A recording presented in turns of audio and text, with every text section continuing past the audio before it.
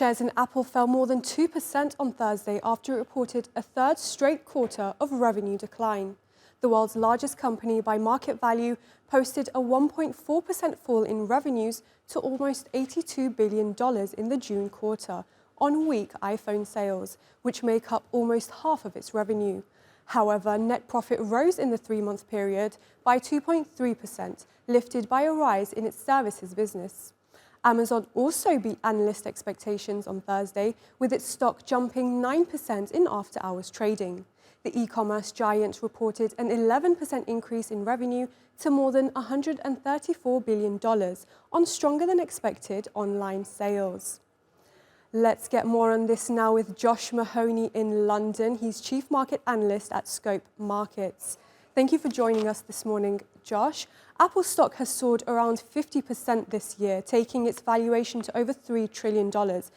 But they've seen a significant fall in sales. Why are we seeing this weak growth in revenue? I think what's notable here is that, of course, you're talking about a company that has been so reliant on iPhone sales, and this is by and large generally a relatively quiet quarter anyway. I think people are waiting for the next iPhone. They have alluded to the fact that they missed on iPhone sales because to some extent of a stronger dollar. But I think in terms of people looking forward, they'll be looking towards the next iPhone to be coming out to boost sales, and also the potential to move into new markets, most notably India, for that next big boost in terms of revenues. For, as you said, a $3 trillion company, that it's always going to be quite difficult to continue to grow at a particularly fast clip. And at the moment, it feels like things are stalling somewhat. Right. Now, Microsoft and Alphabet both posted upbeat earnings last week, with their cloud businesses growing more than 20%. Does this pose a threat to Amazon, whose cloud services have seen a slowdown this quarter? Well, look, growth on the AWS side of the business came in above expectations at 12%. So people are feeling a little bit encouraged because we have, of course, been seeing this slowdown in the growth rate. Of course, it continues to gain ground. But you're talking about 70% of the profits from the company coming from AWS. So cloud is going to be absolutely key going forward. And actually, this is coming better than expected because we are seeing a sort of re-acceleration of that cloud side of the business. Right, Josh Mahoney there in London. Thank you for your insight.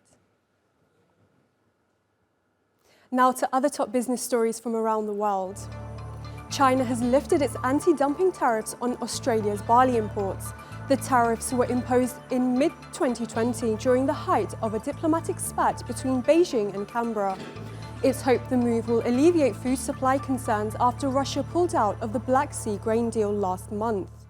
Australia hailed the decision, saying it benefits both Chinese consumers and Australian producers, and is expecting a similar process for the removal of duties on Australian wine. Petrobras has slashed investor payouts in the second quarter as lower energy prices weighed on its performance. The Brazilian national oil producer announced dividends of $3 billion, down from $5 billion in the first 3 months of the year.